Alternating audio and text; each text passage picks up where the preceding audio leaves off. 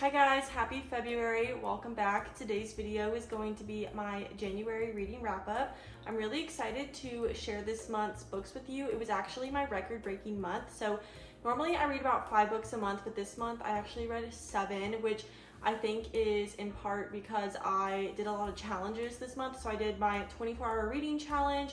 I did a video where I read my Kindle for a week, and then I also have another video coming out a couple of days after I post this one, which is waking up at 7 a.m. every day to read for a week, so stay tuned for that. But I think that doing those challenges kind of helped me get those extra 2 books in, so I'm really excited. It was also just a really good rating month. I enjoyed most of the books that I read, so if you've not subscribed already, make sure you do that to stay up to date with me and see what I'm reading. I appreciate y'all so much, and yeah, let's just get right into it. So I got a Kindle for Christmas, so for that first couple weeks, I was just really into reading on my Kindle. So the first book that I read was The Housemaid by Freda McFadden. I actually really enjoyed this book. It's about a girl who got out of prison and she needs a job. So she takes up the job as a housemaid at this wealthy couple's house. And shortly after she gets there, weird things start happening and it just goes downhill from there. This book had a pretty good plot twist that I feel like some people might be able to guess, but I personally could not. And yeah, my mouth was just hanging open at the end. The beginning of the book was a little weird to me. I didn't think I was gonna like it that much because there's one character that was really annoying to me, but it ended up getting better and I would definitely recommend it. I gave this book 4 stars. The next 2 books that I read were actually read together, and that is because it was the tandem read in the Throne of Glass series, which is Tower of Dawn and Empire of Storms. I'll start with this one just because I feel like I overall liked this book more, which is kind of an unpopular opinion because I feel like most people like Empire of Storms more, but this character follows Kale and Irene, which are kind of the outlier characters. This definitely is the oddball book out of the entire series, but they're in Antica. Kale traveled there because he was paralyzed in the last book and he wants the healers in Antica to help him. So he meets Irene, which is actually from a previous book. I think she's in the Assassin's Blade, which I didn't even remember until it was mentioned, which is really funny. But yeah, this just follows along Kale and Irene's story and also Nesrin. But I just really enjoyed this story for some reason. So I gave this 4.5 stars. The other one, which is Empire of Storms, I also gave 4.5 stars. I really enjoyed both books, but this one is about more of the main characters that you would think about when you think of the series, which is Aelin and Dorian and Rowan and Lorcan, Lysandra, Aedion, all of those people.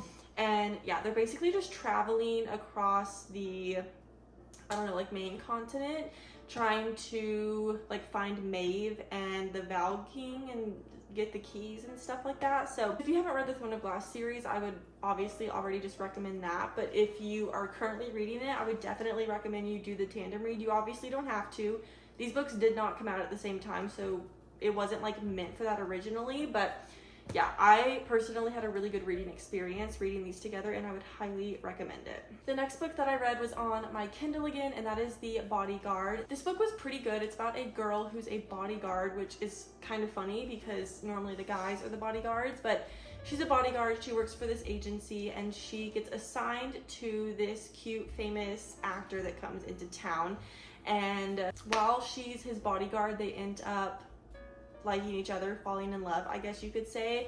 And yeah, I feel like it's pretty self-explanatory, but I liked the book just because it was swapped roles. Normally you would think it'd be a boy bodyguard for a girl celebrity, but yeah, there is a plot twist towards the end of this book that when it happened, I was like, this better not be what this is, because if it is, I'm not gonna like this book as much. But there ended up being a plot twist off of that plot twist, which made the book a lot better. And yeah, I gave this book 3.5 stars. I feel like 3.5 stars is just that neutral rating. It's not horrible, but it's not the best. It's just neutral. The next book that I read was also on my Kindle, and it was a novella, and it was called Same Time Next Year by Tessa Bailey.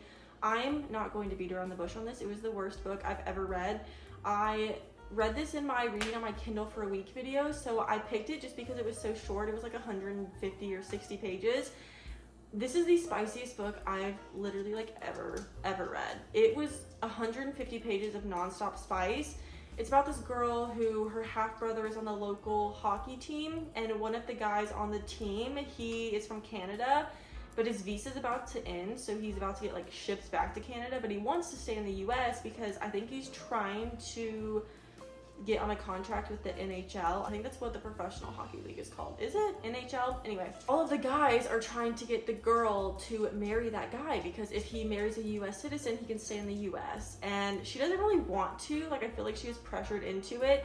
And the whole time that they're married for these like legal reasons, she hates it. Like, she just does not want to be with him like that, but he's trying to like get with her, and it was so bad. I was not there for it. I don't even know why I finished the book. I don't know why. I should have just DNF'd it, but it was so short that I was like, I'm gonna push through and finish it. But I gave this book 2 stars, and I think that's the lowest I've ever rated a book. The only other book I may have rated that is The Paris Apartment, but I'm not for sure. Either way, I personally would not recommend it. The next book that I read was Forever Interrupted by Taylor Jenkins Reid. This book was another book that was just okay. It is about a girl and a guy who they meet at a pizza shop on New Year's Day, I think New Year's Day, and they instantly fall in love, like head over heels in love. They get married like a month later, and then one night she wants something from like the convenience store, so he goes to get it, and on his way back, he literally gets struck and killed on his bike. Yeah. Very heavy stuff, and it was very sad. Like, I cried a lot the first 2 chapters and then a little bit throughout the rest of the book, but this whole book is about her grieving, which is completely understandable. Like, your husband was just killed, but there's not a single other plot point in this book. And page after page after page was just her grieving and fighting with her mother-in-law, or her ex-mother-in-law, I guess. And it just was so boring to me. I gave it 3 stars. It's not a book that I would like go out of my way to recommend, but I wouldn't say don't read it. It's very sad, but yeah, I gave this book 3 stars. Don't love it, didn't hate it. The next book that I read was on my Kindle again. I read on my Kindle a lot, but like I said, I did my video read on my Kindle for a week, and I read 3 books in that video. So that's where a lot of these are coming from. But I read Addicted to You, which is the first book in the Addicted series, and I absolutely loved this book. It's about these 2 college kids. One's a girl, one's a guy. They each have their own addiction. So one has an addiction to alcohol, the other has an addiction to sex, and they live together, and they kind of like feed off of each other's addictions, which it's weird that I liked this book so much. I just loved how it was written, and although their relationship may have been a little bit toxic, it was very interesting, and I did like their relationship in a weird way. Like, I don't know, it's so hard to explain why I liked this book considering what their addictions were, but it was so good, and I'm so happy that it's a full series that I get to keep reading. So I definitely want to read the second book in February. I gave this book 4 stars. The last book that I read, I actually am not done with yet, and I'll tell you why I'm counting it in January. I'm reading Kingdom of Ash. This is the last book in the Throne of Glass series. This book is also like 1,000 pages. I read like 800 of it in January, and I only have a little bit left, so there's literally no way that I would count this in February when I read 80% of the book in January. I'm just not doing that.